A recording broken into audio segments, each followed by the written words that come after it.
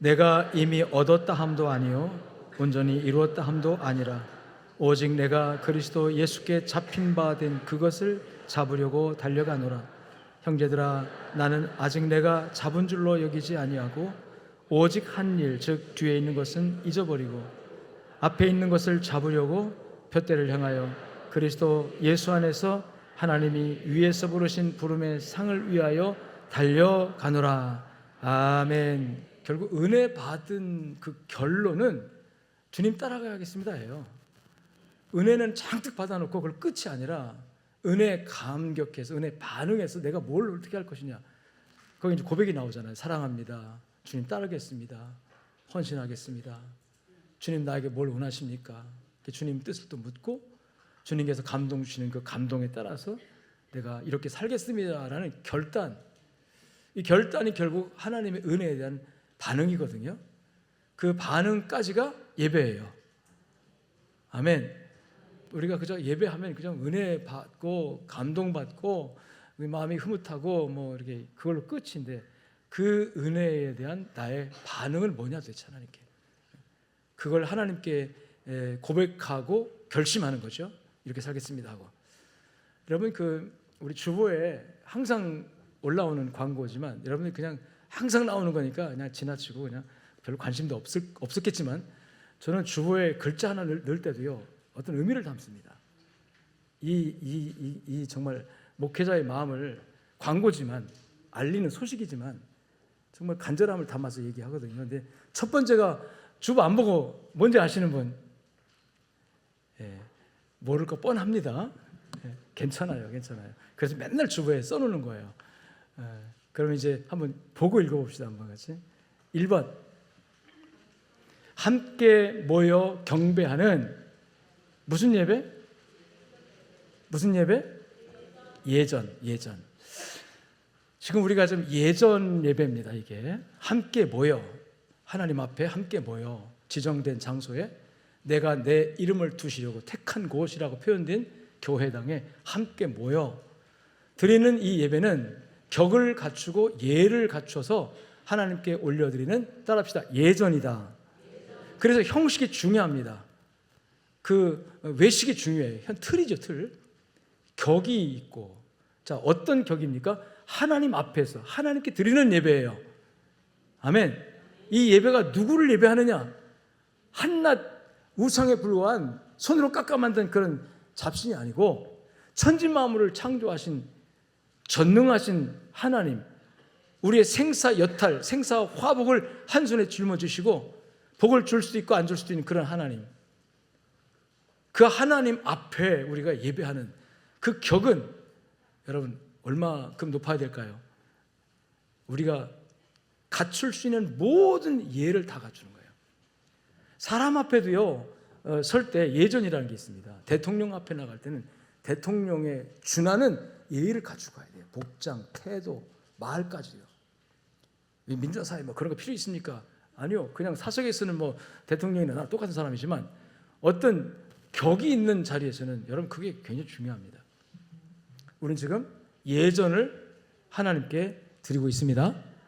예를 갖추고. 그래서 복장, 태도, 예배드리는 시간 이런 게 전부가 예배인 거예요.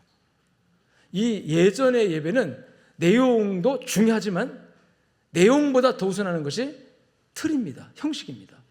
참여했느냐 안 했느냐, 그 다음에 그 예배에 하나로서 헌신했느냐 안 했느냐 이런 것들이 굉장히 중요한 거죠. 그리고 마음가짐, 태도, 적극 참여했느냐, 그냥 와닥구벅 졸도 갔느냐 이런 것이 굉장히 중요한 거예요. 여러분 옛날 임금님을 면담하는데 임금님이 얘기를 하는데 그 앞에서 졸고 있다?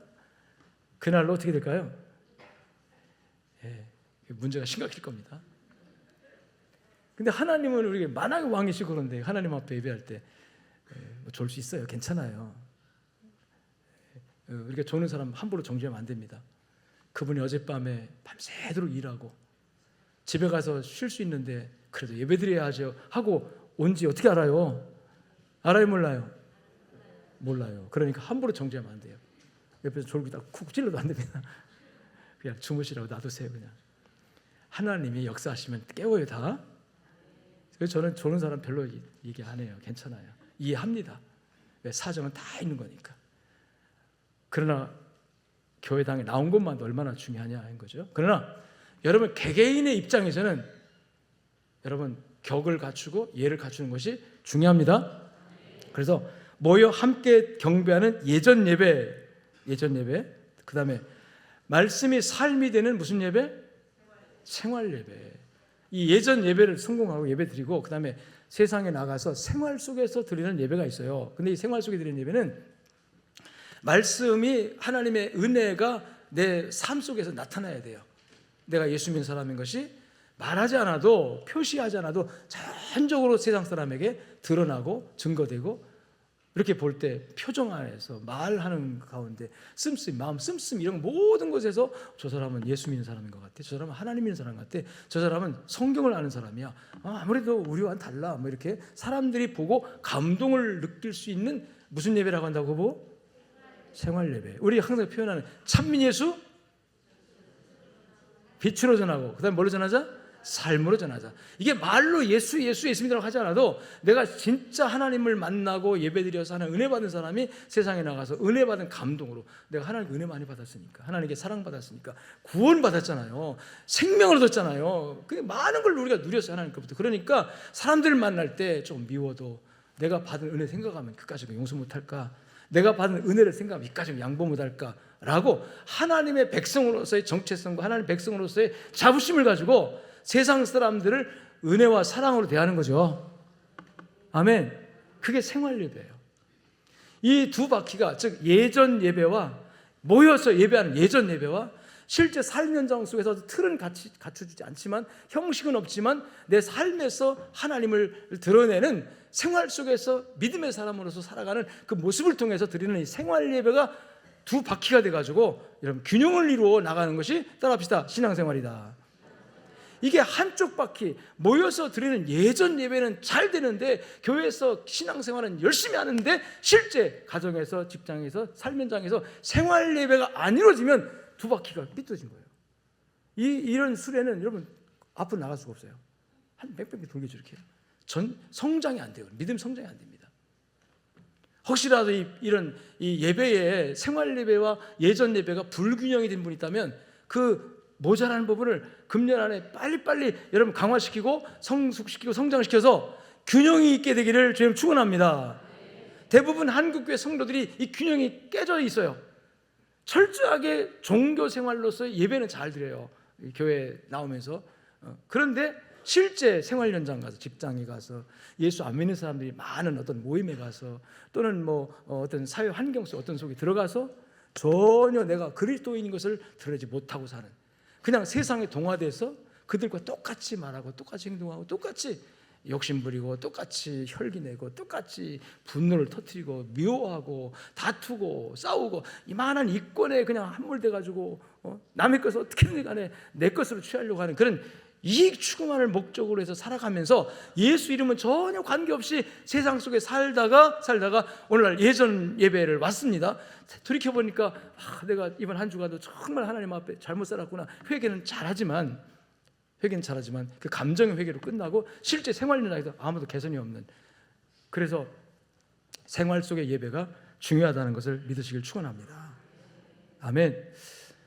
금년에 이제 새로운 해를 맞았습니다. 대부분 새해를 맞으면 우리가 착각에 빠지는 게 하나 있어요. 새해가 되면 뭐가 바뀔 거다. 새해가 되면 좋은 일이 생길 거다라는 기대를 갖지만 여러분 바뀌는 거 하나도 없습니다.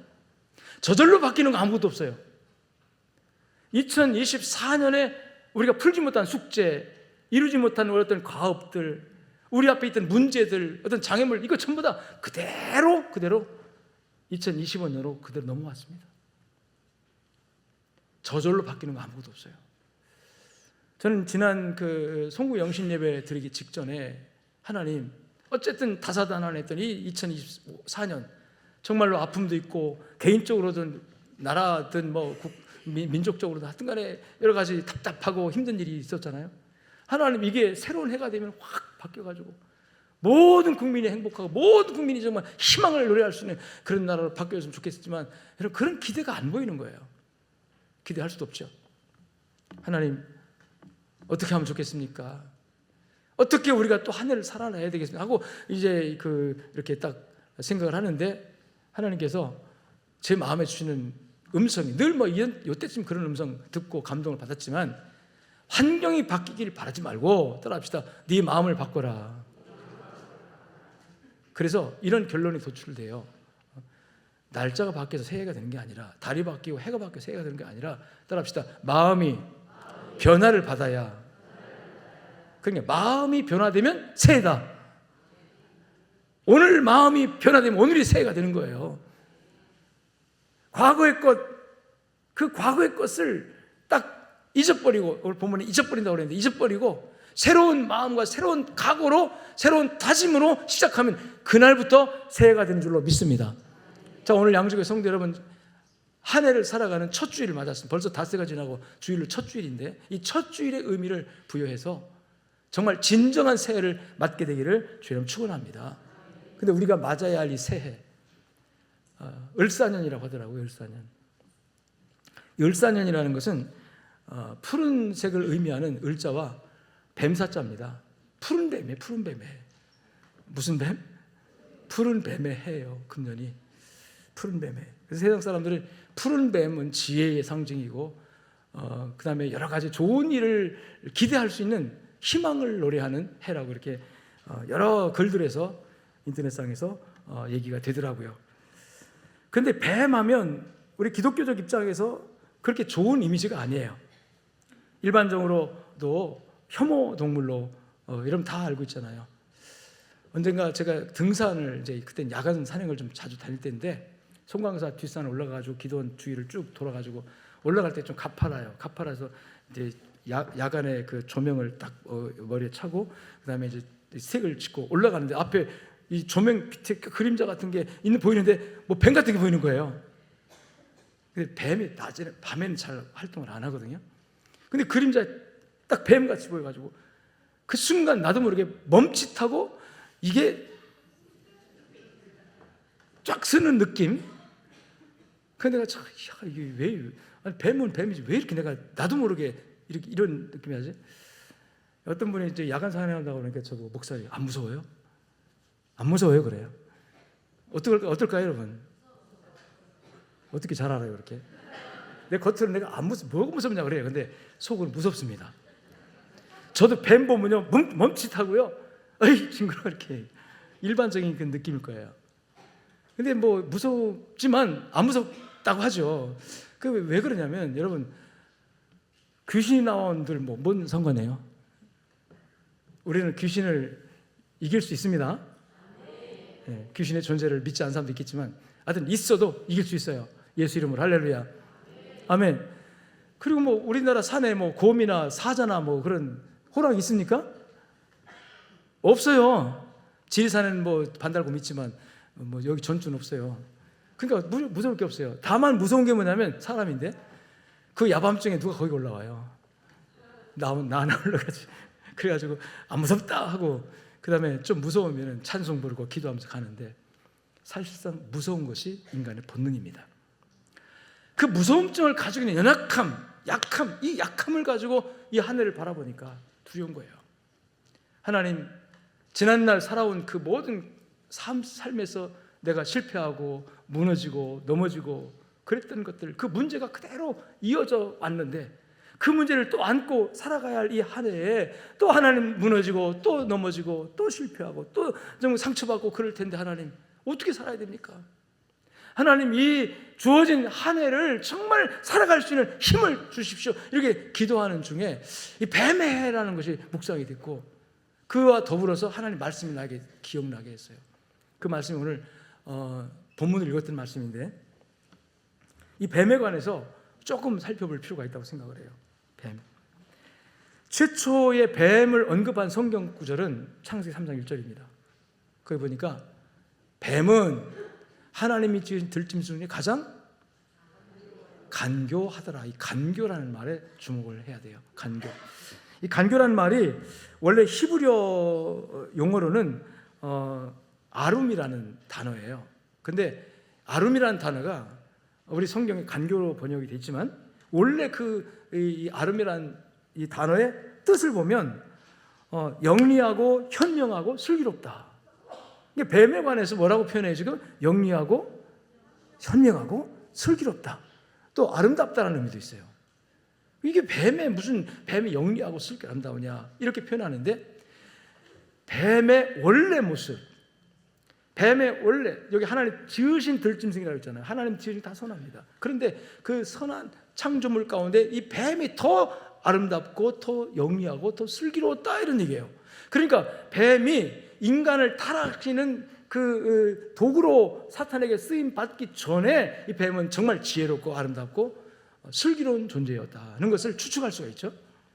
천상에서 하나님이 지으신 영적 세계, 천상에서 하나님이 영적 세계 창조의 천사입니다. 하나님의 나라 건설과 하나님의 사역을 위해서 하나님의 시분권으로 하나님의 부리는 종으로 천사의 무리를 창조했어요. 그리고 천사의 무리 가운데 여러 가지 메시지를 전하는 천사, 또 이 하나님의 그 보좌를 호위하는 그런 천사들, 이런 여러 가지 천사의 계급과 조직을 나눴는데 그 중에 우두머리 으뜸되는 천사가 성경에 루시엘이라고 하는 천사가 나와요. 이 루시엘 천사가 하나님의 보좌를 경호하고 하나님의 영광을 수호해야 할 루시엘 천사가 이제 지적인 인격적 존재로 창조했기 때문에 하나님께 반발하고 하나님께 거역을 합니다. 그래서 그 성경 계명성이라고 표현되고 있는데, 그 계명성이 어디까지 높아지겠느냐? 떨어질 것이라고 성경은 예언하죠. 그런데 이 천사가 하나님의 권위와 하나님의 능력이 도전하면서 하나님께 천상에서 영적 세계에서 반란을 일으켜요. 그래서 하나님께서 이 천사를 저주하고 그 천사를 함께 추종했던 이 다른 천사들, 졸개 천사들이죠. 그 천사들을 함께 저주해 쫓아내는데, 그때 일부가 잡혀가지고 하나님의 지으신 지옥에다 가둬버리고, 나머지 잡히지 않은 천사들이 이 루시엘 천사장과 함께 쫓겨나면서, 천국에서 쫓겨나면서 지상으로 내려옵니다. 그때 지상에 하나님의 창조 세계가 펼쳐져 있고, 창조한 창조물 중에서 가장 아름답고 하나님 형상과 모양을 닮아서 하나님께서 늘 같이 교제하면서 하나님의 정말 자녀로 이렇게 교류하는 그 인간이 에덴 동산에 있었잖아요. 이제 사탄이 하나님께 반기를 들고 하나님께 반역하면서 이 지상에 와서 이제 하나님을 직접 대적할 수 없으니까 하나님을 대적하기 위한 가장 효과적인 수단으로 하나님이 지으신 피조물 중에서 가장 만물의 영장인 인간을 파괴하는 것이 하나님을 대적하는 거라는 생각으로 이제 에덴 동산에 와서 아담과 하와를 공격합니다, 영적으로. 그래서 그 공격할 때 가장 쉽게 아담과 하와를 하나님께로부터 대적하게 만들기 위해서 사용되어진 존재가 바로 뱀이라는 거죠. 그래서 뱀이 사탄의 도구, 마귀가 하나님을 대적하는 도구로 쓰여지게 돼요. 그래서 마귀가, 사탄이 뱀의 형상을 가지고, 뱀의 모습을 가지고 아담에게, 하와에게 이제 유혹을 했고, 그 인간이 거기에 타락을 해서 죄가 들어오죠, 인간에. 그리고 죄가 들어오면서 하나님께서 인간에게도 사망이라는 죄를 선포했지만, 죄값을 선포했지만, 그 다음에 이 뱀에게 하나님께서 이제부터 배로 다니고 이제 흙을 먹고 그 다음에 저주받아서 혐오동물이 될 것을 하나님께 저주해요.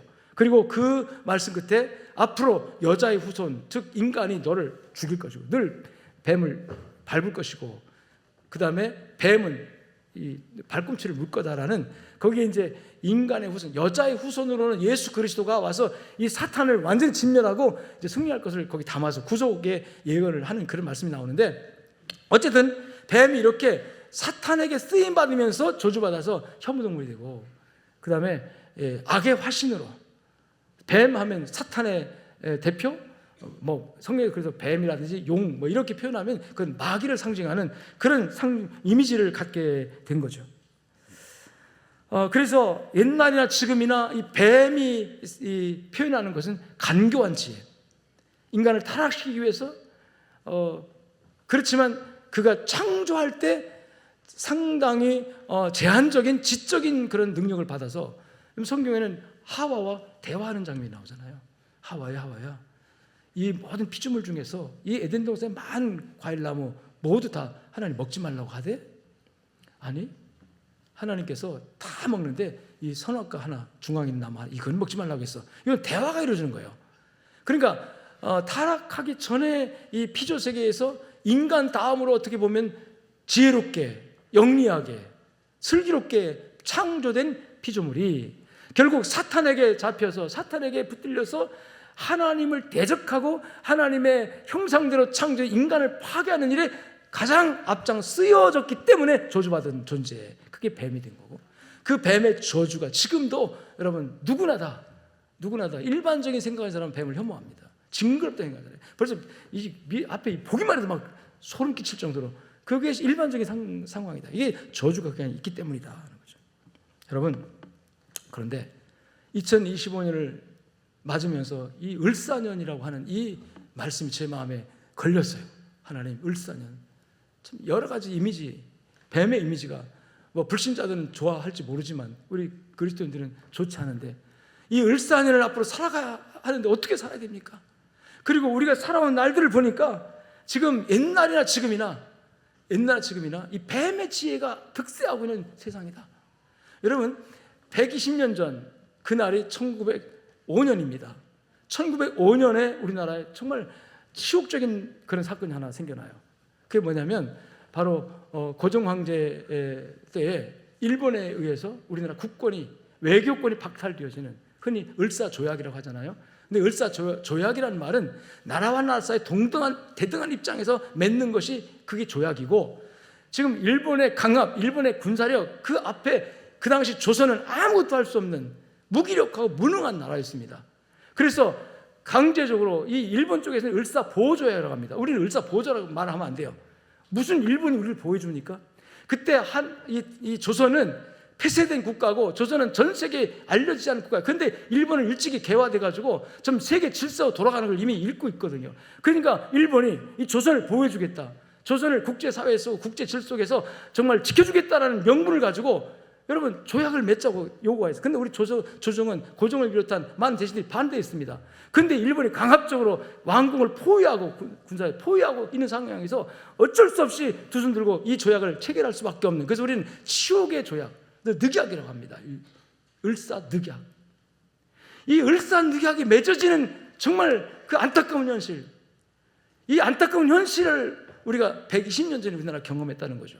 그런데 그 당시 왜 그렇게 조선이 약해지고, 왜 그렇게 무기력해지고, 왜 그렇게 무능한 조선이 되었느냐라고 더듬어 보면 약 300년여간 당파 싸움이 있었어요.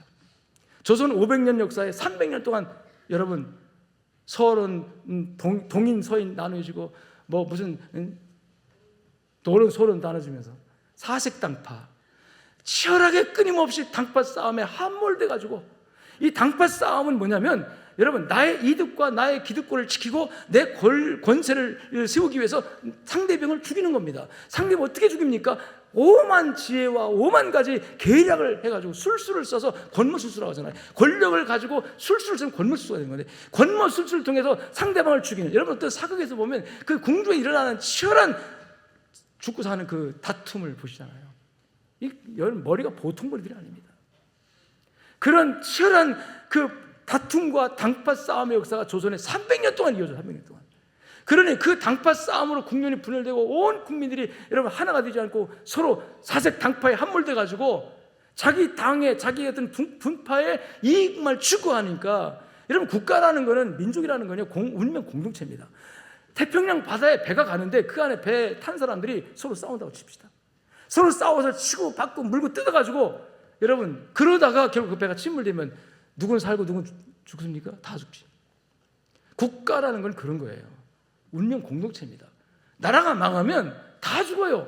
그런데 불구하고 조선시대 500년 동안 300년을 이 분파, 파당, 붕당 정치에 휩쓸려가지고 서로 치고받고 죽이고 하는 비밀이 나라는 그런 역사. 그러면서 국력이 다 소멸되고 국권이 소멸되고, 일본이 볼 때 이거 하찮은 나라, 존재감도 없는 나라, 그래서 자기들이 와서 뭐 보호해줘야 되는 그런 나라로 인식되어질 수밖에 없는 비참한 처지에 되어졌다는 거죠. 여러분, 고종 황제는 그러므로 인해 도탄에 빠진 이 조선을 어떻게 살릴까? 이건 제 추측입니다. 고종 황제가 어떻게 이 조선을 다시 세워볼까 고민하다가 이 조선이라는 국호를 버립니다. 버리고 대한제국이라는 나라를 세워요.